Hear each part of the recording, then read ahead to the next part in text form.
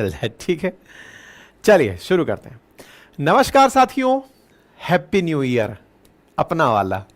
सभी को नवरात्रि स्थापना की हार्दिक शुभकामनाएं।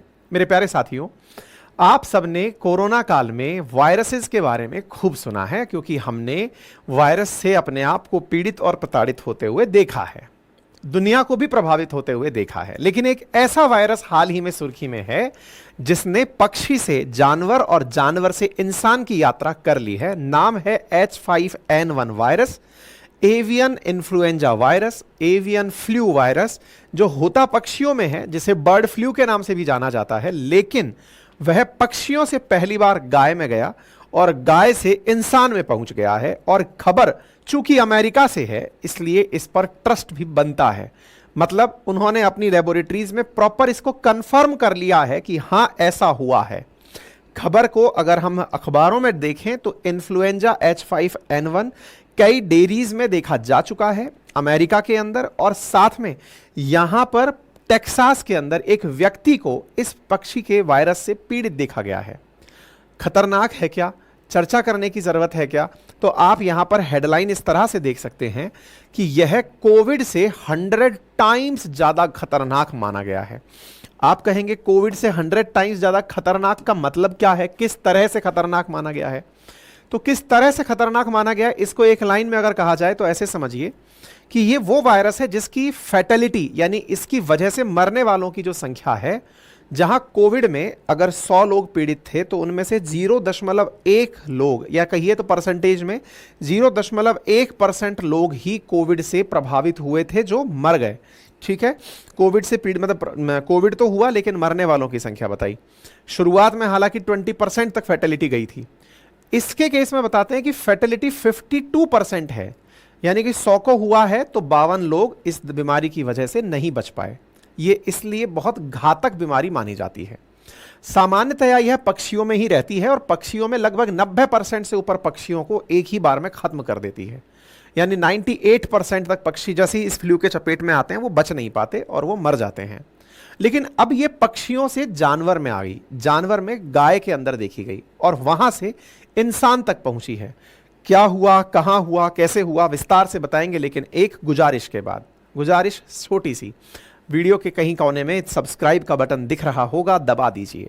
बेल आइकन दिख रहा होगा, दबा दीजिए। भविष्य में जब कोई वीडियो आएगा अपडेट मिल जाएगा। साथ में अपनी पाठशाला पीएससी चैनल पर बीपीएससी, यूपीपीसीएस इन एग्जाम्स की बेहतरीन तैयारी, और इतना ही नहीं एनसीईआरटी की तैयारी भी कराई जा रही है। आप उसे जाकर ज्वाइन कर सकते हैं। और अपनी पाठशाला वनडे एग्जामिनेशंस पर भी Uttar Pradesh police re examination, महत्वपूर्ण पुरस्कार, बहुत सारी अच्छी अच्छी क्लासेस ली जा रही हैं। आप उन्हें फॉलो कर सकते हैं। और हाँ, एक जरूरी चीज, यदि आप मेरे हैंड रिटन नोट्स 4 सब्जेक्ट्स की 6 किताबें, जिसमें भूगोल की 2, हिस्ट्री की 2, इकोनॉमिक्स एंड पॉलिटी की 1-1 किताबें नोट्स के फॉर्मेट में अपने घर मंगाना चाहते हैं तो आप हमारे एप्लीकेशन अपनी पाठशाला से ऑर्डर कर सकते हैं।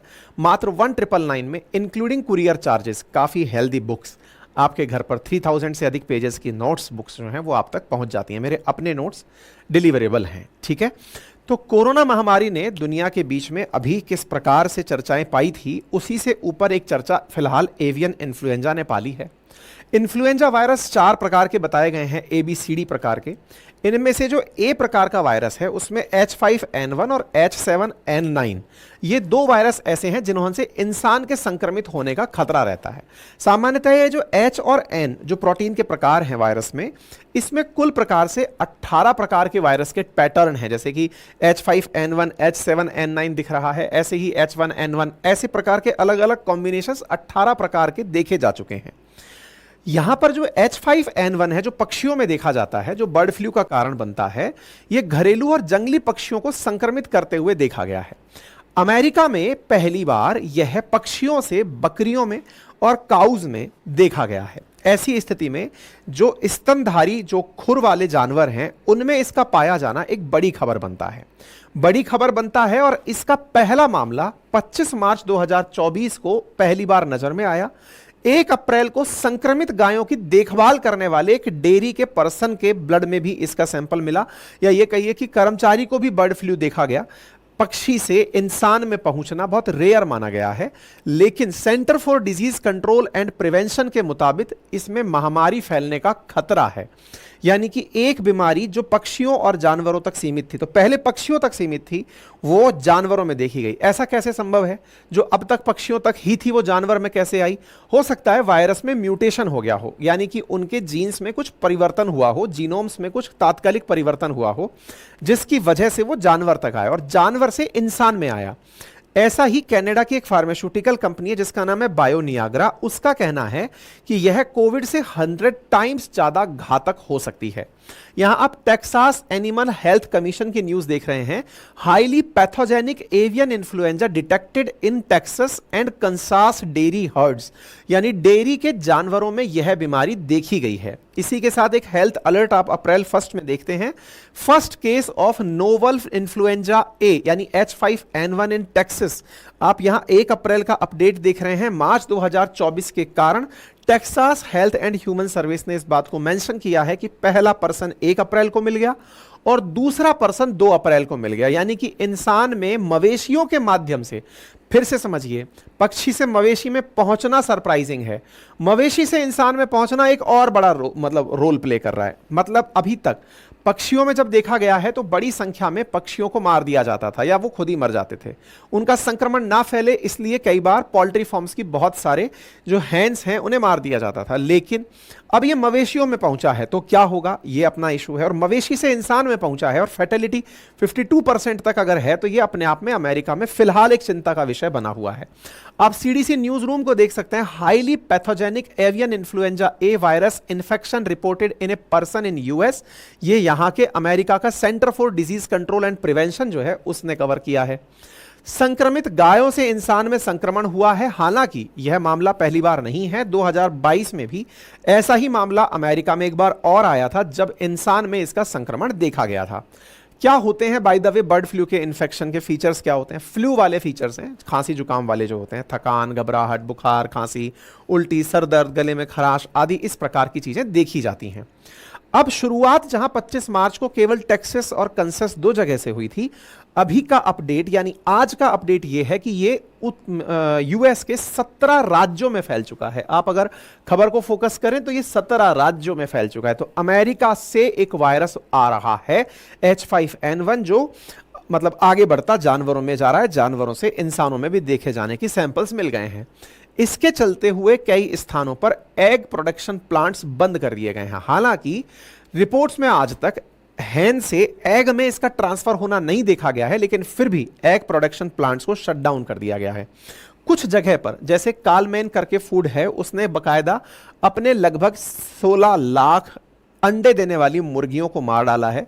लगभग 3.5 लाख अंडे ना देने वाली जो मुर्गियां जो प्रोसेसिंग में हैं उनको भी उन्होंने इक्विवेलेंट अपनी 3.6% उनको डिस्ट्रॉय कर दिया है।